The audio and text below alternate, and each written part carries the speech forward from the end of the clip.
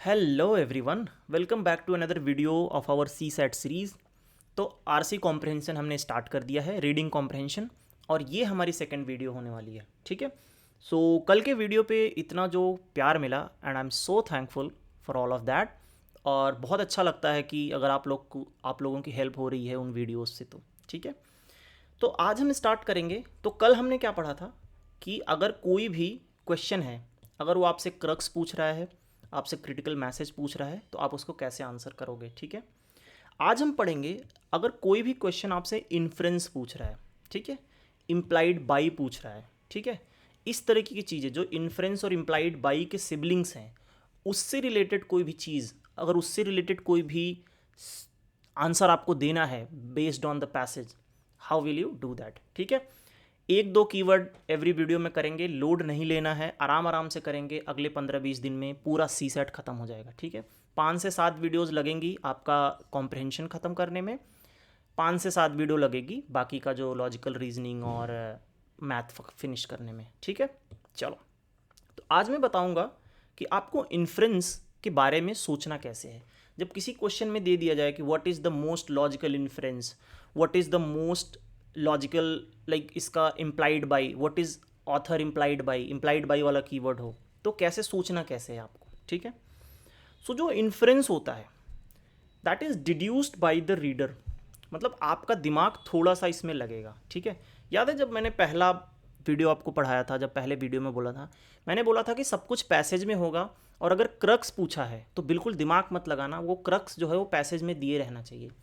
But when it asks about inference, आपको थोड़ा सा दिमाग लगाना पड़ता है, थोड़ा सा सरलॉक होम्स प्ले करना पड़ता है ना, थोड़ा सा डिडक्शन करना पड़ता है।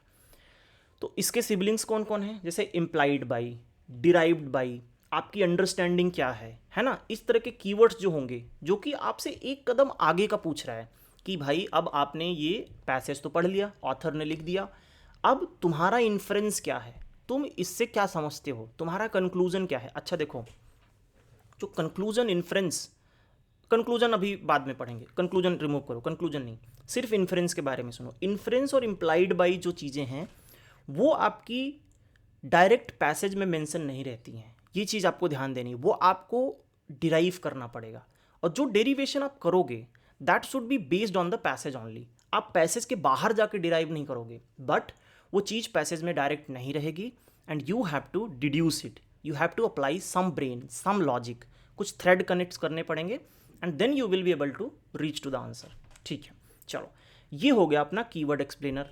और जो बाकी अपने आर्सेनल में 10-12 मैं एलिमिनेशन ट्रिक तो नहीं बोलता उनको, जो 10-12 लॉजिकल रूल्स हैं उनको हम सवाल करते करते ही अप्लाई करते हैं। मैं ऐसे आपको पढ़ा नहीं सकता कि देखो ये मेरा एलिमिनेशन ट्रिक है, इसको लगाओगे क्वेश्चन हो जाएगा, कुछ नहीं होगा उससे। क्वेश्चन सॉल्व करेंगे, उसमें जो भी ट्रिक या जो भी लॉजिकल रीजनिंग मेरी लगेगी मैं आपको पढ़ाऊंगा। ठीक है। सो सबसे पहले कीवर्ड, उसके बाद क्वेश्चन करेंगे, उसके बाद उसके आंसर्स को एलिमिनेट करने के लिए जो भी आइडियाज़ होंगे, जो भी लॉजिकल रीजनिंग होगी, वो हम एक्सप्लेन करेंगे। यही अपना पूरा फ्लो रहेगा। ठीक है। सो इन्फ्रेंस के बारे में हमने पढ़ लिया, आज इन्फ्रेंस पे क्वेश्चन होंगे। ठीक।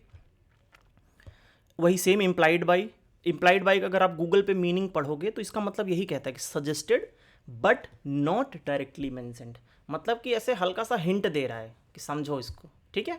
तो ये आपको समझना है। चलो, इतना ज्ञान हो गया, और बाकी अब हम क्या करेंगे, जो अपनी ये एलिमिनेशन ट्रिक्स हैं, निकल ही जाता है मुंह से एलिमिनेशन ट्रिक्स, ये जो हमारी लॉजिकल रीजनिंग वाली ट्रिक्स हैं, इनको हम अप्लाई करेंगे टू एलिमिनेट द ऑप्शंस। ठीक है।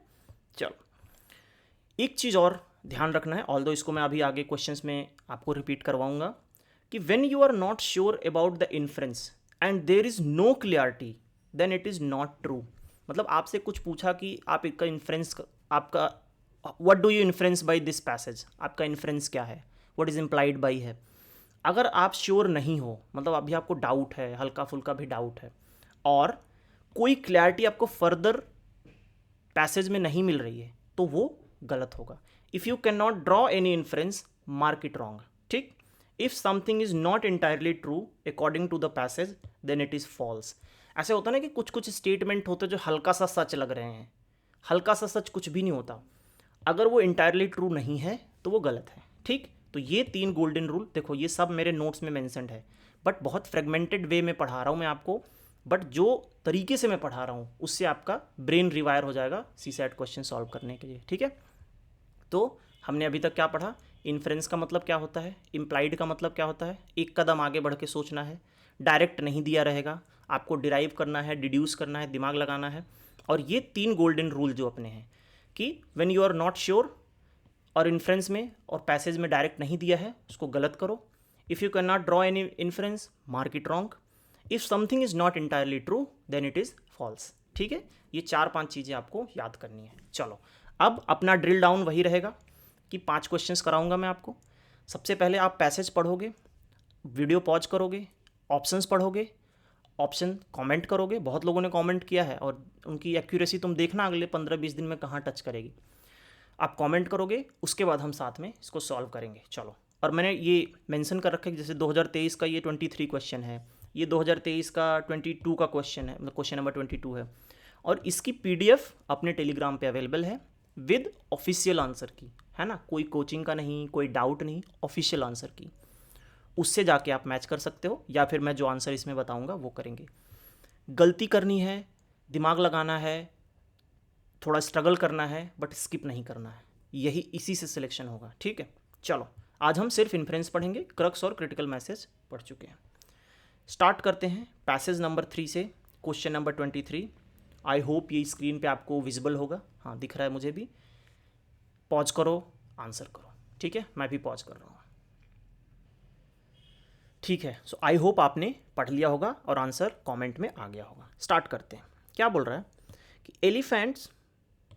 Elephants are the landscape architect creating clearing in the forest, preventing overgrowth of certain plant species and allowing space for the regeneration of others. बता रहा है कि एलिफेंट्स बहुत अच्छा काम कर रहे हैं, which in turn provide sustenance to other herbivorous animal, जो कि और एनिमल्स को भी हेल्प करता है। सही, अच्छी बात है। Elephants eat plants, fruits and seeds, propagating the seeds when they defecate in other places as they travel.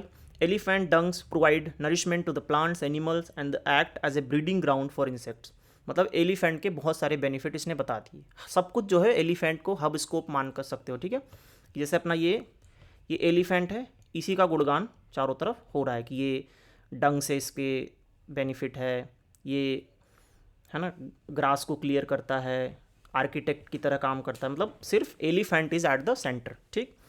Elephant dung provides nourishment and breeding ground for insects, बिल्कुल सही है, ठीक है।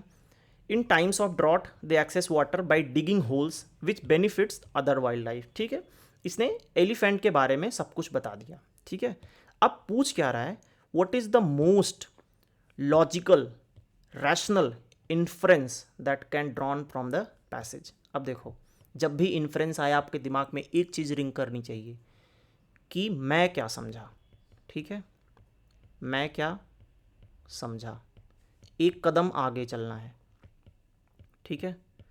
डायरेक्ट पैसेज में मेंशन नहीं होगा, दिमाग लगाना है, डिड्यूस करना है, डिराइव करना है, ठीक है, तभी आपका आंसर निकलेगा। स्टार्ट करते हैं डी से, लास्ट ऑप्शन से पढ़ते हैं। जब तक चारों ऑप्शन पढ़ नहीं लेंगे कुछ भी डिसीजन नहीं लेना है।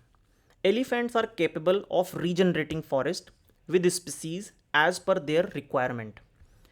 ये सही है, ठीक है, बिल्कुल सही है। इसने बोला कि जो एलिफेंट्स हैं वो फॉरेस्ट को मदद करते हैं, रीजनरेट करवाते हैं, और उनके डंग्स में जो पौधे होते हैं वो निकलते हैं, रीजनरेट करते हैं, सब कुछ सही है। बट क्या यही मैसेज देना चाह रहा है ये पूरा passage?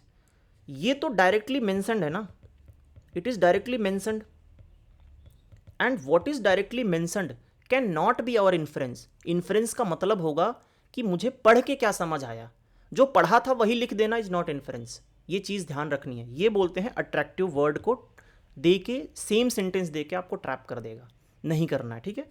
Elephants are capable of regenerating forest with species, बिल्कुल सही है, सब सही है, but this is not the inference. अभी हम उसी पे हैं, एक कदम आगे नहीं जा पाए। स्टार्ट करते हैं। Rich biodiversity can not be maintained in the forest without the presence of elephant. अब देखो, यही है जो हमने अपना लॉ पढ़ा था कि ब्रॉड वर्सेस नैरो, ठीक है, ब्रॉड वर्सेस नैरो। इसने बोला कि elephant helps in protecting the forest, but ऐसा नहीं है कि बिना एलिफेंट के फॉरेस्ट ही नहीं होगा। इसने एक नैरो स्टेटमेंट दिया कि एलिफेंट प्रोटेक्ट्स द फॉरेस्ट, और आपने उसको ब्रॉड बना दिया कि without elephant no forest can exist. नहीं, ऐसा नहीं है। आपको नैरो चीज़ को ब्रॉड नहीं करना है, ब्रॉड चीज़ को नैरो नहीं करना है। जो जैसा है उसको वैसा ही ट्रीट करना है, ठीक है। तो ये भी गलत हो जाएगा। तो इसमें एलिफेंट को बहुत ही ज़्यादा वो बता दिया कि बहुत बढ़िया है, इसके अलावा बिना फॉरेस्ट उगेगा ही नहीं, ठीक है। नेक्स्ट क्वेश्चन आया, elephants are the keystone species and they benefit the biodiversity. Simple sober statement है, कोई भी फ्रॉड नहीं है इसमें। बोल रहा है कि एलिफेंट की स्टोन स्पीसीज है। की स्टोन मतलब कि जिस स्पीसीज के होने से वहाँ का जो बायोडाइवर्सिटी है वो ज़्यादा फलती फूलती है, ठीक है, उसको की स्टोन स्पीसीज बोलते हैं। वैसे ये अपना इन्वायरमेंट का थोड़ा दिमाग इसमें लगता है, बट पैसेज के बाहर नहीं सोचना है, ठीक है। सो अभी बी पे रुकते हैं। अभी ऐसा नहीं समझ आ गया तो बी टिक कर दिया, अगला ऑप्शन भी पढ़ना है। क्या बोल रहा है, the home range of elephants need to be a vast rich of biodiversity. ये बिल्कुल आउट ऑफ स्कोप की बात कर दी, ठीक है। सो अपना option B will be correct, ठीक है। इसमें हमने 2 एलिमिनेशन ट्रिक लगाई। एलिमिनेशन ट्रिक मतलब ऑप्शंस को एलिमिनेट करना, वो वाली ट्रिक नहीं, ठीक। कि elephants capable of generating forest species as per their requirement, ठीक है, बट ये कंक्लूजन नहीं है। ये ब्रॉड वर्सेस नैरो वाला गेम कर दिया इसने। बी सिंपल सोबर स्टेटमेंट था, सही हो गया। चलो स्टार्ट करते हैं पैसेज 2 से। पैसेज 2 अभी आई होप कि आपको दिख रहा हो स्क्रीन पे, और नहीं दिख रहा हो तो 2023 का क्वेश्चन नंबर 22 है, जाके अपने नोट से भी पढ़ सकते हो। मैं पॉज कर रहा हूँ और आप भी पॉज करके आंसर लिखो। चलो आई होप कि आपने कर लिया होगा। स्टार्ट करते हैं साथ में पढ़ना। क्या बोल रहा है कि good governance structure encourages company to provide accountability and control. Good governance की बात हो रही है, ठीक है। A fundamental reason why corporate governance has moved onto the economic and political agenda worldwide has been rapid growth of international capital markets। मतलब international capital market की वजह से ही जो कॉर्पोरेट गवर्नेंस है वो पॉलिटिकल एजेंडा में भी आ चुका है, मतलब पॉलिटिक्स भी उसको प्रमोट कर रहा है, ठीक। इस तरह से आपको हिंदी में ट्रांसलेट करते रहना है, ठीक है, आइडियल नहीं बैठना है एग्जाम के टाइम में। Effective corporate governance enhances access to external financing, बिल्कुल, जो अच्छा कॉर्पोरेट गवर्नेंस होगा उसको एक्सटर्नल फाइनेंस अच्छी मिलेगी। By firms leading to greater investment, higher growth and employment, ठीक। Investor looks to place their funds where the standards of disclosure of timely and accurate financial reporting and of equal treatment to all stake holders are met. मतलब ये बोल रहा है कि good governance से international financialisation अच्छी मिलती है और इन्वेस्टर अपना पैसा वहाँ लगाते हैं, ठीक। स्टार्ट करते हैं, सब कुछ पढ़ना, चारों ऑप्शन, ठीक है। ए से स्टार्ट करते हैं। क्या बोल रहा है, it is an important agenda of the countries around the world to ensure access to external financing. अब देखो यहाँ पे ट्रैप कर रहा है, ये बोल रहा है एजेंडा, इंटरनेशनल कैपिटल मतलब एक्सटर्नल फाइनेंसिंग हो गया, ठीक है। तो आपको लगेगा एजेंडा लिखा हुआ है, एक्सटर्नल फाइनेंसिंग लिखा हुआ है ना। तो ये क्या हुआ, अपना कौन सा ट्रिक लग गया इसमें, एग्जैक्ट वर्बेटिंग, है ना, पेस्ट किया हुआ है, बट कॉन्टेक्स्ट दूसरा है, ठीक है। Text is same, context is different, ठीक है। तो important agenda of countries around the world to ensure access to good external financing होगा एजेंडा, बट ऐसा पैसेज में नहीं लिखा है। और खास करके इसके इन्फ्रेंस में, लॉजिकल इन्फ्रेंस में तो ये बिल्कुल नहीं लिखा है कि जो कंट्रीज का एजेंडा है वो एक्सटर्नल फाइनेंसिंग को रिसोर्स मतलब इंश्योर करने का है। So this will become wrong. चलो, good corporate governance improves the credibility of firm. अब देखो कह रहे हैं कि गुड कॉर्पोरेट गवर्नेंस से फर्म्स की क्रेडिबिलिटी इंप्रूव हो जाती है, ठीक है, ऐसा कुछ कुछ मेंशन है इसमें। और क्रेडिबिलिटी जो है उससे मतलब क्रेडिबिलिटी क्या है, क्रेडिबिलिटी से बहुत सारी चीज़ें हो सकती हैं, जैसे कि आपको फाइनेंस अच्छे मिलेंगे, आपको इन्वेस्टर्स इन्वेस्ट अच्छा करेंगे, सेम चीज़ हो गई, आपके एम्प्लॉय की वेल बीइंग होंगी वगैरह वगैरह। मतलब कि credibility of firm improves if there is a good governance, ठीक है। अभी इसमें कुछ मुझे रॉन्ग दिख नहीं रहा, दाल काली नहीं दिख रही है। International capital market ensures that firm maintain good corporate governance. अब देखो ये अपना वो वाला लॉजिक हो गया, कॉज एंड इफेक्ट को रिवर्स कर दिया, ठीक है। हमने क्या पढ़ा था कि जो गुड गवर्नेंस है उसकी वजह से मतलब इंटरनेशनल कैपिटल मार्केट्स का एक्सेस करने के लिए गुड गवर्नेंस कंपनीज खुद ला रही हैं। अब ये कह रहा है कि जो इंटरनेशनल कैपिटल मार्केट हैं दे ensure the good corporate governance in the companies. ऐसा नहीं लिखा है, इसमें आप कोई भी इन्फ्रेंस ड्रॉ नहीं कर सकते कि जो इंटरनेशनल कैपिटल मार्केट हैं दे आर मेकिंग श्योर कि कंपनीज में गुड कॉर्पोरेट गवर्नेंस हो। नहीं, जो कंपनीज हैं दे आर मेकिंग श्योर कि they have good governance so that they can access the international finances. तो ये कॉज और इफेक्ट को रिवर्स करने वाला गेम कर दिया, ठीक है। So this will also become wrong. Next question, good corporate governance paves the way for the robust supply chain. अब ये बिल्कुल आउट ऑफ कॉन्टेक्स्ट की बात कर दी, ठीक है, आउट ऑफ कॉन्टेक्स्ट की बात कर दी, ठीक। तो अपना ऑप्शन कौन सा बचता है, ऑप्शन बी, कि जो गुड कॉर्पोरेट गवर्नेंस है that improves credibility of the firm. अब देखो, अब इसका जो मेन चीज लिखा हुआ है वो कहाँ लिखा हुआ है कि effective corporate governance enhances external financing by the firms leading to greater investment, higher growth and employment. मतलब कि जो गुड गवर्नेंस है उससे कंपनी की क्रेडिबिलिटी बढ़ती है, ठीक। और क्रेडिबिलिटी से ये तीनों चीज़ें आती हैं, greater investment, higher growth and employment. तो आप जब ग्रेटर इन्वेस्टमेंट है ना, इसका अब देखो इन्फ्रेंस में आपको एक कदम आगे जाना पड़ेगा। अब जो ये चीज़ें हैं कि international capital market ensures the firm maintain the good governance, ये तो लिखा हुआ है। अगर मान लो कॉज इफेक्ट वाला भी अगर इग्नोर करो आप, कि मान लो अगर कॉज इफेक्ट वाला नहीं बन पा रहा है, तो ये लिखा हुआ है कि इंटरनेशनल कैपिटल मार्केट की वजह से कंपनीज को गुड गवर्नेंस बनाना पड़ रहा है। बट ये तो लिखा हुआ है ना, ये इन्फ्रेंस थोड़ी हुआ, ये एक कदम आगे जाने वाली बात नहीं हुई, ठीक। Good corporate governance paves the way for robust supply chain, ये आउट ऑफ स्कोप हो गया, ठीक। It is important agenda to countries to world ensure external financing, simple obvious but not an inference. This good corporate governance improves the credibility of firm. तो this credibility has 3 component जो कि हमारे इन्फ्रेंस का part होंगी। वो है greater investment plus employment plus अपना ग्रोथ, ठीक। तो जो भी क्रेडिबल फर्म होगा उसी की ग्रोथ होगी, उसी में एम्प्लॉयमेंट होगा, उसी की अच्छी इन्वेस्टमेंट आएगी, ठीक। सो ये option B will be correct option, ठीक। चलो 2023 का नेक्स्ट क्वेश्चन करते हैं। क्वेश्चन पॉज करो, सॉरी वीडियो पॉज करो and let me know in the comment box. चलो आई होप आपने किया होगा। स्टार्ट करते हैं साथ साथ रीड करना। Paradox of choice is illustrated by the story of Buridan's ass Jean Buridan, the 14th century philosopher, wrote about a free will and inability to choose due to numerous choices and uncertainties. In a story, a donkey stands between two equally appealing stacks of hay, unable to decide which to eat and starves to death. ठीक है, poor donkey. Change in the technology, चलो बड़ा कर लेते हैं. Change in technology and innovation such as smartphone, tablet, only exacerbated our glut of choices. Constant connectivity and overconsumption of real data and social media can leave little room for self reflection, ठीक है, and rest making decision more difficult. Life about choices, many people are overwhelmed with attractive life choices yet find themselves unhappy and anxious, ठीक है। Questions पढ़ते हैं, question हमने पढ़ लिया, options पढ़ते हैं। क्या बोल रहा है, modern technology enfeebles societal structure and makes life difficult. देखो अब यही है कि नैरो को हमने जो नैरो स्टेटमेंट दिया था हमने उसको ब्रॉड कर दिया। जो एक सिंपल चीज़ हो सकती थी हमने उसको बिल्कुल एक्सट्रीम पे लेके चले गए। बिल्कुल एक्सट्रीम पे नहीं ले जाना है। इसने बोला कि टेक्नोलॉजी की वजह से चॉइसेस आ रही हैं और चूज़ करने में प्रॉब्लम हो रही है। इसका मतलब ये नहीं कि टेक्नोलॉजी ही प्रॉब्लम क्रिएट कर रही है, समझ रहे हो। जैसे हमने सबसे फर्स्ट टाइम ये पढ़ा था। चलो वापस जाते हैं। We should always stick to our basic things. क्या बोल रहा है, हेस्टी जनरलाइजेशन नहीं करना है।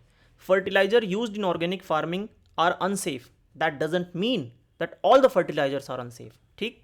तो इसने बोला कि changes in technology and innovation exacerbated our glut of choices, but उससे हमारी लाइफ डिफिकल्ट हुई है, but that doesn't mean technology itself is a bad choice, right. So hasty generalisation नहीं करना है। और ये पहला ही ऑप्शन दिया हुआ है, तो आपको लगेगा कि अरे सच बोल रहा है, नहीं। लॉजिकल मैसेज समझने की कोशिश करनी है आपको, एक कदम आगे सोचना है। जो लिखा है वही नहीं बोल देना है, ठीक। और ये तो लिखा भी गलत ही है, हेस्टी जनरलाइजेशन हुआ है इसमें, ठीक। चलो next question, modern life is full of uncertainty and endless difficult choices. कह रहा है कि मॉडर्न लाइफ में अनसर्टेनिटी है और एंडलेस डिफिकल्ट चॉइसेस हैं। ठीक है, लग रहा है कि थोड़ा थोड़ा इसमें बोला है कि मॉडर्न लाइफ में चॉइसेस बहुत बढ़ गई हैं टेक्नोलॉजी की वजह से, एटसेट्रा एटसेट्रा, बट अभी इसको करेक्ट नहीं मारेंगे, चारों ऑप्शन पढ़ेंगे। We are influenced by the opinion of others and have no courage to follow our own conviction. देखो इसमें इसने बोला है कि कांस्टेंट कनेक्टिविटी और रियल टाइम डेटा की वजह से हमारे पास little room for self reflection होता है, बट इसका मतलब ये नहीं है कि we have no courage to follow our own conviction, है ना, एक्सट्रीम जनरलाइज कर दिया। इसने बोला कि लिटिल रूम है, मतलब सेल्फ रिफ्लेक्शन का बहुत टाइम कम मिल रहा है, इसका मतलब ये नहीं कि बिल्कुल ही नहीं मिल रहा है। ठीक, ये गलत हो गया। In our lives having too few choices may not be a good thing, but having too many choices can equally be as difficult. ये भी मुझे गलत नहीं लग रहा है। अब हमें बी और डी में फाइट है, अब हमें बी या डी में से किसी एक को गलत काटना है, क्योंकि गोल्डन रूल अपना हमने सबसे पहले यही पढ़ा था। चलो let's get back to our notes. You do not do the question by selecting the correct one, you only do by trying to remove the wrong ones. ठीक है, बी और डी में कौन सा ज़्यादा रॉन्ग है, that will decide our answer. Start करते हैं बी से वापस। Modern life is full of uncertainties and endless difficult choices. देखो फिर से पढ़ते हैं, क्या बोल रहा है कि free will and inability to choose due to numerous choices and uncertainty. ठीक है, ये लिखा हुआ है कि modern life is full of uncertain choices and uncertainty and endless difficult choices. ये लिखा हुआ है स्टेटमेंट में, अपने पैसेज में लिखा हुआ है, बट ये एग्जैक्ट मैसेज नहीं है। समझो, इस माइंडसेट को समझो, इसी वजह से क्वेश्चंस गलत होते हैं। आपको लगता है ना कि यार मैंने जो पढ़ा है मैं वही तो बोल रहा हूँ। अरे भाई, जो आपने पढ़ा है वो पूछ ही नहीं रहा।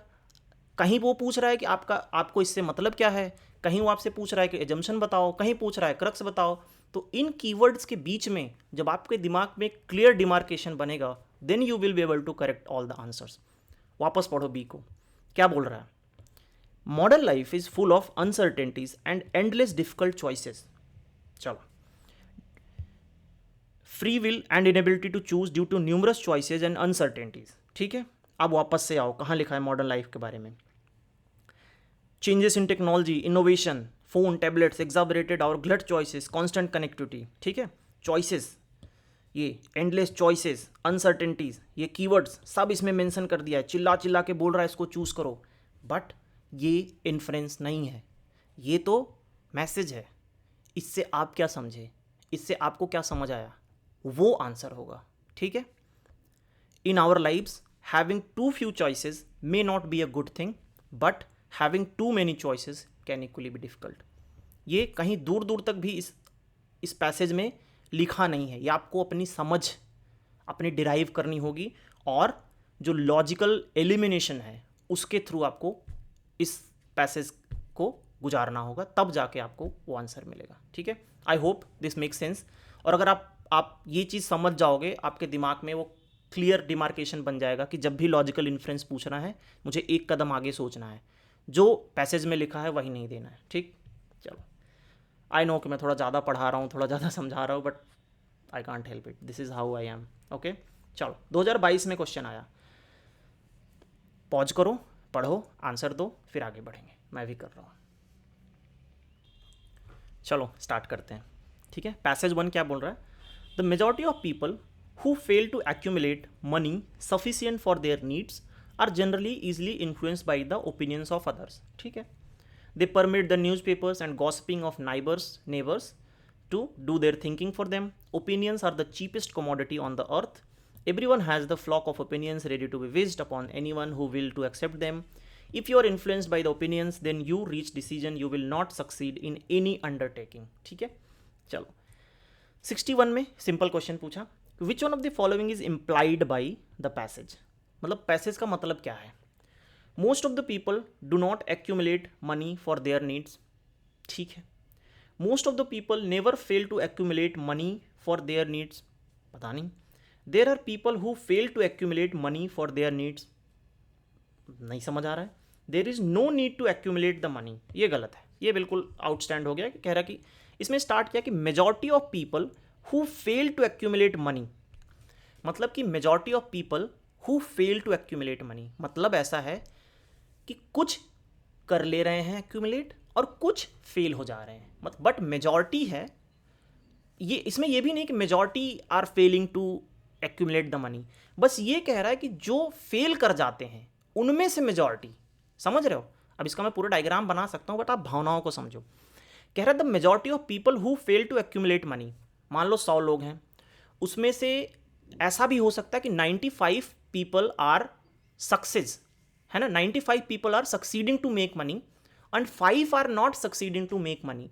उन 5 में से मेजॉरिटी बोल रहा है कि majority of people who fail to accumulate the money, मतलब उस 5 में से मोर देन 3 लगा लो, ठीक है। ये लॉजिक समझ आ रहा है। चलो एक बार मैथ से कराता हूँ, मुझे तुम लोगों पे थोड़ा भरोसा कर, जस्ट किडिंग। चलो 100 लोग हैं, इसमें से क्या बताया मैंने कि 95 are able to accumulate the money, 5 are failing to accumulate the money. अब इस 5 में से मेजॉरिटी, ये लिखा है स्टेटमेंट में, देखो majority of people who fail to accumulate money, तो अब क्या बोल रहा है, most of the people do not accumulate money for their needs, तो इस हिसाब से तो ये गलत हो जाएगा। अगर 100 में से 95 ने कर लिया तो most of the people are able to say accumulate the money, wrong है ना। देखो कैसे ट्रैप किया, ये मोस्ट लगा के मेजॉरिटी लगा के फंसा रहा है आपको, फंसना नहीं है। Most of the people never fail to accumulate money for their lives. अब देखो ये गेम उल्टा भी हो सकता था कि 100 लोग हैं, इसमें से 5, इसमें से 95 हैं दे आर फेलिंग, इसमें से 5 जो हैं दे आर ओनली सक्सीडिंग, तो ये ऑप्शन भी गलत हो जाएगा, है ना। 2 केस हमने ले लिया कि most of the people never fail to accumulate the money, but इस केस में तो हो गए भाई 95 फेल हो गए, अब इसकी मेजॉरिटी की बात होगी, राइट, तो ये भी गलत हो गया। सी ऑप्शन बोला कि there are some people who fail to accumulate money for their needs, ये जो है ये हर केस में सही होगा कि कुछ ऐसे होंगे, क्योंकि बोल रहा है ना कि मेजॉरिटी ऑफ हु फेल, मतलब there are some who will fail, ठीक है। थोड़ा सी सेट में मैं रीजनिंग में चला गया, बट चलो ठीक है, आई होप आपको ये समझ आया होगा। तो ये कहने को तो आपका ये पैसेज वाला क्वेश्चन है, बट ये एक्चुअली है सी सेट में लॉजिकल रीजनिंग का क्वेश्चन, ठीक। चलो अब पूछ रहा है what is the main idea. Main idea मतलब आपको क्या समझ आया, इसका तथ्य क्या है, इसका जो इन्फ्रेंस क्या है वो बताओ। चलो पढ़ते हैं। People should not be influenced by the opinion of others, ठीक है, आगे देखते हैं।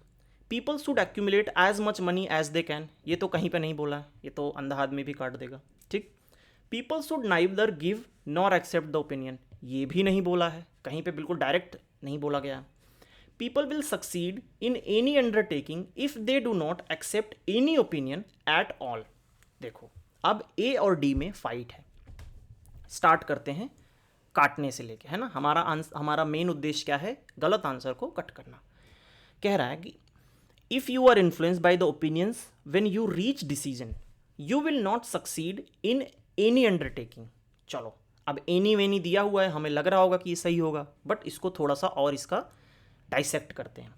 कह रहा है you will succeed in any undertaking if they do not accept any opinion at all. अब ये एनी करके ना आपकी ऐसी तैसी करने वाला है, बट इसमें इसने स्टेटमेंट सेम रखा है, कॉन्टेक्स्ट को उल्टा कर दिया है। इसमें बोला कि अगर आपने ओपिनियन लिया, ठीक है, अगर आपने ओपिनियन लिया then you will not succeed, है ना, आपका सक्सेस गया। अब इसमें क्या बोला कि अगर आपने ओपिनियन नहीं लिया, है ना, अगर आपने ओपिनियन नहीं लिया, है ना, ओपिनियन नहीं लिया तो आप किसी में भी सक्सेस कर जाओगे।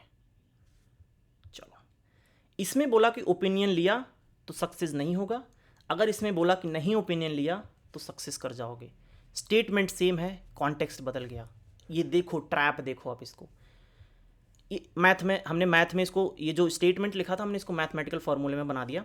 इसमें लिखा है कि ओपिनियन लिया तो सक्सेस नहीं होगा, इसमें बोला कि नहीं ओपिनियन लिया तो सक्सेस हो जाओगे। Text is same, context is different, बिल्कुल उल्टा कर दिया, है ना, बिल्कुल ही उल्टा कर दिया। जैसे ये ऐसे मान लो आपकी, ऐसे बोला कि जो गुड स्टूडेंट है that will become a doctor, right? या अब इसका मतलब ये नहीं कि सारे डॉक्टर गुड स्टूडेंट हैं, मतलब ऐसा कहीं लिखा नहीं है, ऐसा हो सकता है, नहीं भी हो सकता है, बट कॉन्टेक्स्ट बदल रहा है, जो कॉज एंड इफेक्ट वाली चीज़ है वो रिवर्स हो रही है। सो वहाँ पे आपको ध्यान देना है, पैसेज के बाहर नहीं जाना है आपको, ठीक है? तो ये मैथमेटिकल रीजनिंग की वजह से this thing become wrong, so this will become wrong and our A will be the correct. People should not be influenced by the opinion of others, ठीक? आई होप समझ आ रहा होगा, क्योंकि मैं थोड़ा ज़्यादा समझा रहा हूँ, मुझे लग रहा है, बट क्या करूँ, अगर नहीं समझाऊँगा तो फिर सी सेट के पैसेज को लेकर इतना डर है लोगों में, उनका माइंड सेट ही नहीं डेवलप होगा, ऐसा सोच ही नहीं पाओगे आप कि कैसे चीज़ों को समझना है, डाइसेक्ट करना है, कैसे उसमें लॉयर की तरह घुसना है ना, एकदम सरलॉक होम्स बनना है, तो बनना, ठीक है? चलो 2021 का लास्ट क्वेश्चन है एंड आई होप कि सब लोग आंसर दे रहे होगे, दे देना प्लीज़। चलो मैं स्टॉप कर रहा हूँ, ये पैसेज आप पढ़ो, स्क्रीनशॉट लो, जो भी करो, और आंसर देंगे साथ में, ठीक है? पढ़ लिया? चलो क्वेश्चन सॉल्व करते हैं। क्या बोल रहा है? Medieval merchants risk the hazards of silk road to reach the markets of China. Portuguese caravels in the 15th century sailed beyond the bounds of known world, searching less for knowledge than for gold and spices. ठीक है। Historically, the driver for opening frontiers has always been the search for resources. Science and curiosity are weaker drivers. The only way to open up space, whether the space of solar system or interstellar space, is to create an economic engine and that engine is resource extraction. चलो काफ़ी कुछ बातें की हैं, दिमाग में थोड़ा सोचना है, समझना है, पॉज लेना है, फिर क्वेश्चन करना है, ठीक है? चलो क्या बोल रहा है कि wealth generation is the primary motive for any human endeavour, ठीक है? सही सा लग रहा है, देखते हैं। Space, whether space in solar system और the interstellar space, will govern our future economy. नहीं, देखो इसने बेस्ट समअप बोला। अच्छा देखो, बेस्ट समअप का मतलब यही है ना कि आपका जो लॉजिकल इन्फ्रेंस क्या हुआ है ना, सीधा पॉइंट पे बताइए, है ना, ये बात हुई। आपको थोड़ा सा समझना है कि क्या बोल रहा है, पूरा समअप करना है ना, एक सेंट्रल आइडिया बनाना है, ठीक? चलो तो ये बोल रहा है कि space weather will govern our future economy. Future economy पे ऐसी कोई बात नहीं हुई। इसने बोला कि जो हमारी आज तक डिस्कवरीज, मतलब जो लोग बाहर गए हैं घूमने फिरने, they were trying to search for the gold, spices etcetera, तो इसमें फ्यूचर इकोनॉमी की कोई बात नहीं है, तो ये सिंपल ऑप्शन कट हो गया। चलो, human beings are motivated to explore new frontiers principally by economic consideration, ये भी सही लग रहा है, ठीक है। Wealth generation is based on the risk taking behaviour of some men. नहीं, ऐसा कुछ नहीं लिखा है इसमें कि wealth generation is equal to risk taking. इसमें यह बताया है कि लोगों ने रिस्क लिया so that they can get rich, है ना, ये कॉज एंड इफेक्ट को रिवर्स करने वाली बात हो गई। कह रहा है कि wealth generation is based on the risk taking behaviour of the some men, ये पैसेज में लिखा हुआ है, बट ये कॉन्टेक्स्ट अलग कर दिया इसने, है ना, टेक्स्ट सेम है, कॉन्टेक्स्ट अलग हो गया। चलो तो ये गलत हो गया, ठीक है? ये वाला समझ आ रहा है ना? अगर कोई डाउट हो बता देना, अगले वीडियो में डिस्कस कर लेंगे। ऑल्दो इतना अच्छे से समझा रहा हूँ, डाउट होना नहीं चाहिए, बट ठीक है, फिर भी हो सकता है।